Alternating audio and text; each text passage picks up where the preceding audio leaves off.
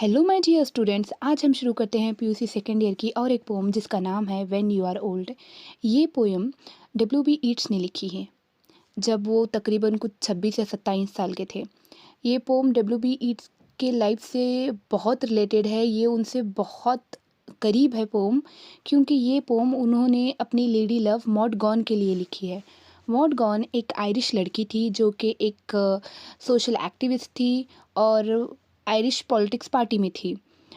Mod gone बहुत खूबसूरत थी और W B Yeats Maud Gonne को बचपन से जानते थे। वो दोनों एक साथ पले बड़े थे बचपन से। तो जब डब्ल्यू बी ईट्स को एहसास हुआ कि वो मॉड गॉन से प्यार करते हैं तो उन्होंने मॉड गॉन को शादी के लिए प्रपोज़ किया, लेकिन मॉड गॉन ने रिजेक्ट कर दिया डब्ल्यू बी ईट्स के प्रपोज़ल को। कुल मिलाकर डब्ल्यू बी ईट्स ने मॉडगॉन को 3 बार प्रपोज़ किया शादी के लिए, लेकिन मॉडगॉन ने हमेशा उनके प्रपोज़ल को रिजेक्ट किया। वो हमेशा ये कहती थी कि तुम मेरे लिए एक दोस्त हो, इससे ज़्यादा कुछ नहीं।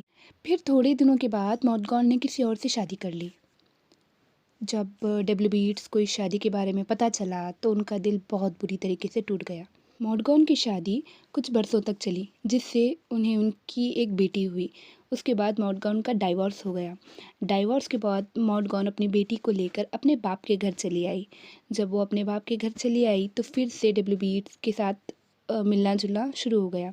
ईट्स ने दोबारा से मॉडगॉन को प्रपोज़ किया, लेकिन इस बार भी मॉडगॉन ने डब्ल्यू बी ईट्स का प्रपोज़ल रिजेक्ट कर दिया। ईस्ट का प्रपोज़ल रिजेक्ट करने की एक वजह ये थी कि मॉडगन हमेशा उनसे कहती थी कि तुम मेरे लिए मेरे फ्रेंड हो, फ्रेंड से ज़्यादा कुछ नहीं। और ईट्स भी उस वक्त बहुत फेमस राइटर थे, इनकी पॉपुलैरिटी बहुत ज़्यादा थी। दिल टूटा हुआ आशिक लिखता नहीं तो और फिर क्या करता। तो डब्ल्यू बी ईट्स ने मॉडगॉन की खूबसूरती में और अपने प्यार के पागलपन में मॉडगॉन के लिए पोएम्स लिखना शुरू कर दिए। मॉडगॉन के लिए डब्ल्यू बी ईट्स ने बहुत सारी पोम्स लिखे, जिनमें से एक पोम वो है जो अब हम पढ़ने जा रहे हैं, व्हेन यू आर ओल्ड। जब मॉडगॉन की बेटी बड़ी हो गई, जवान हो गई, तो डब्ल्यू बी ईट्स ने मॉडगॉन की बेटी को प्रपोज़ किया, लेकिन हाय री बुरी किस्मत, इस बार भी मॉडगॉन की बेटी ने डब्ल्यू बी ईट्स का प्रपोज़ल रिजेक्ट कर दिया। तो चलिए पोएम को शुरू करते हैं। डब्ल्यू बी ईट्स ये पोम तब लिख रहे हैं जब मॉडगॉन अभी जवान है और वो खुद भी जवान है। वो इस इमेजिनेशन से ये पोम लिख रहे हैं कि जब मॉडगॉन बूढ़ी हो जाएगी और उसके पास कोई नहीं होगा प्यार करने के लिए, तो तब मॉडगॉन ये पोएम पढ़ेगी और वो अपने गुजरे हुए वक्त को याद करेगी, गुजरे हुए उस प्यार को याद करेगी जो कभी कोई उससे करता था। When you are old and grey and full of sleep and nodding by the fire, take down this book. Poem के पहली 2 लाइनों में डब्ल्यू बी ईट्स ये कह रहे हैं कि जब तुम बूढ़ी हो जाओगी और तुम्हारे बाल सफ़ेद हो जाएंगे और तुम्हें हमेशा नींद आएगी। आपने देखा होगा ना, बूढ़े लोगों को वो हमेशा थके हुए रहते हैं, नींद में रहते हैं, और तुम आग के बाजू बैठकर झपकी लेती होगी। यहाँ पर इस वर्ड नॉडिंग का मतलब है गर्दन हिलाना।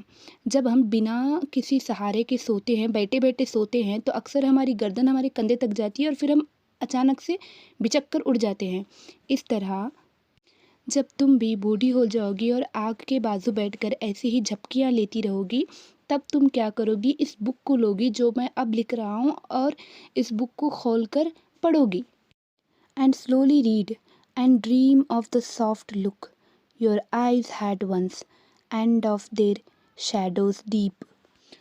डब्ल्यू बी ईट्स यहाँ पर ये कह रहे हैं कि जब तुम बुक लोगी तो तुम उसे बहुत आहिस्ता से स्लोली पढ़ोगी। स्लोली पढ़ने का मतलब यहाँ पर आवाज़ धीमी करके पढ़ना नहीं है। स्लोली पढ़ने का मतलब यहाँ पर हर एक लाइन को समझ के पढ़ने में है। तो जब तुम उस बुक को लोगी और तुम उसे आहिस्ता आहिस्ता से पढ़ोगी, तो जब तब तुम्हें याद आएंगे तुम्हें वो जवानी के दिन, जब तुम बहुत खूबसूरत हुआ करती थी, तुम्हारा लुक बहुत सॉफ्ट हुआ करता था, तुम बहुत प्यारी लगा करती थी। तुम्हारे आँखों में वो एक चमक थी, तुम्हारे आँखों में वो एक गहराई थी। तो तुम जैसी जवानी में थी, तुम्हें वो सब कुछ याद आ जाएगा अगर तुम ये पोएम आहिस्ता से पढ़ने लगोगी। How many loved your moments of glad grace and loved your beauty with love false और ट्रू। बहुत सारे लोगों ने तुम्हें प्यार किया जब तुम खूबसूरत थी। यहाँ per your moments of glad grace का मतलब ये है कि जब मॉडगॉन के जवानी के दिन थे और जवानी में बहुत सारे आदमी लड़के मॉन्टगॉन के पागल थे।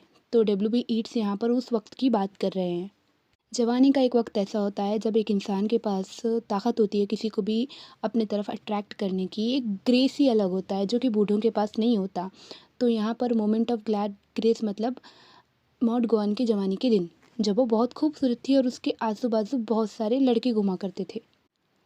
Loved your beauty with love false और ट्रू। इस लाइन में ईट्स कह रहे हैं कि उस वक्त किसी ने तुमसे सच्ची मोहब्बत की तो किसी ने तुमसे झूठी मोहब्बत की। किसका प्यार सच्चा था किसका प्यार झूठा था पता नहीं, लेकिन सब लोग तुम्हारे पीछे पागल थे। तुम्हारी खूबसूरती की वजह से, तुम्हारी जवानी की वजह से, तुम्हारे फिगर की वजह से, तुम्हारे रंग की वजह से और जो तुम उस वक्त की थी उस वजह से। But one man loved the pilgrim soul in you and love the sorrows of your changing face. अगली लाइन में डब्ल्यू.बी. ईट्स अपनी बात कर रहे हैं। वो कह रहे हैं कि बहुत सारे लोग थे तुम्हारी जवानी में जिन्होंने तुम्हारी जवानी से प्यार किया, तुम्हारी खूबसूरती से प्यार किया, लेकिन एक ही इंसान ऐसा था जो तुम्हारी प्योर सोल से प्यार करता था, तुम्हारी पिलग्रिम सोल से प्यार करता था और उसने तुम्हारे बदलते हुए चेहरे को भी प्यार किया। इसका बदलता हुआ चेहरा मतलब जब इंसान जवानी से बुढ़ापे की तरफ जाता है तो चेहरे और बॉडी में बहुत सारी चेंजेस आने लगते हैं, जैसे कि कमज़ोरी आने लगती है और चेहरे पर रिंकल्स आने लगते हैं, झुर्रियाँ आने लगती हैं और बहुत सारा बदलाव होता है। डब्ल्यू.बी. ईट्स यहाँ पर ये कह रहे हैं कि बहुत सारे लोगों ने तुमसे प्यार किया होगा, लेकिन उन सब लोगों ने तुमसे प्यार तब किया जब तुम जवान थी, जब तुम खूबसूरत थी। लेकिन मैं अकेला ही एक ऐसा था जो तुम्हारे खूबसूरत चेहरे या फिर खूबसूरत जवानी के दिनों को नहीं, बल्कि सिर्फ तुम्हारी प्योर पिलग्रिम सोल को प्यार करता था। मैंने तुम्हारे बदलते हुए चेहरे को प्यार किया, जवानी से लेकर बुढ़ापे तक तुम्हारे हर एक दुख में, दर्द में मैंने हमेशा तुमसे सिर्फ और सिर्फ प्यार किया है। And bending down beside the glowing bars murmur a little sadly how love fled. जब तुम बूढ़ी हो जाओगी और झुक कर ये बुक पढ़ती रहोगी, बेंडिंग डाउन मीन्स झुकना, झुक कर ये बुक पढ़ती रहोगी आग के बाजू बैठकर। ग्लोइंग बार मतलब यहाँ पर जलती हुई आग है जो कि मॉडगॉन के बाजू जल रही है। मरमर मीन्स अपने आप से बात करना आहिस्ता से। डब्ल्यू.बी. ईट्स यहाँ पर ये कह रहे हैं कि जब तुम इस बुक को पढ़ोगी तो बहुत ही उदास हो जाओगी और उदास होकर अपने आप से ये कहोगी कि प्यार चला गया। एक वक्त जो प्यार था, जो कोई मुझसे प्यार करता था, अब वो प्यार जा चुका है, वो प्यार चला गया है। Paced upon the mountains overhead and hid his face amid a crowd of stars। यहाँ पर ईट्स ये कह रहे हैं कि जो प्यार मॉडगॉन के लिए डब्ल्यू.बी. ईट्स को था, अब वो प्यार दूर चला गया है। अब डब्ल्यू.बी. ईट्स भी नहीं है और उनका प्यार भी नहीं है।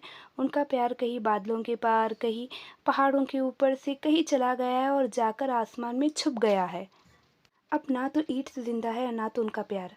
ईट्स के साथ साथ मॉडगॉन के लिए जितना भी प्यार था वो भी चला गया है। वो प्यार कहीं दूर दूर दूर चला गया है, कहीं आसमान के अंदर सितारों के पीछे छुप गया है, लेकिन अब वो प्यार मॉडगॉन की ज़िंदगी में नहीं है। कुल मिलाकर डब्ल्यू.बी. ईट्स ये कह रहे हैं मॉडगॉन से कि जब तुम बूढ़ी हो जाओगी तो तुम इस किताब को लोगी और पढ़ोगी उन पोएम्स को जो मैंने तुम्हारे खूबसूरती में लिखी हैं, तुम्हारे प्यार में लिखे हैं, तो तुम्हें याद आएगा कि एक वक्त एक पागल लड़का था जो तुमसे बहुत प्यार करता था, जो तुम्हारी प्योर सोल को प्यार करता था।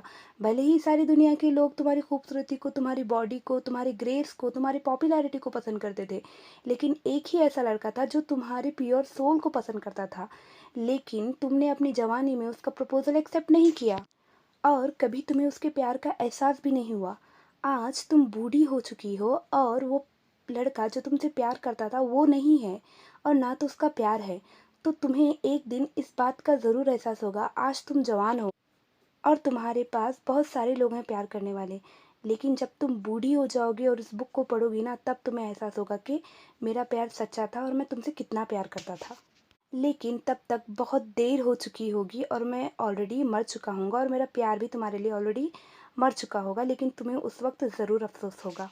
मुझे उम्मीद है कि आपको मेरी एक्सप्लेनेशन अच्छी लगी। अगर आपको मेरी एक्सप्लेनेशन अच्छी लगी तो मेरे चैनल को सब्सक्राइब करें, मेरे वीडियो को लाइक करें, कमेंट करें और अपने फ्रेंड्स के साथ मेरे चैनल को शेयर करें। और अगर आप मुझे इंस्टाग्राम पर फॉलो करना चाहते हैं तो ये है मेरी इंस्टाग्राम आईडी। Thank you.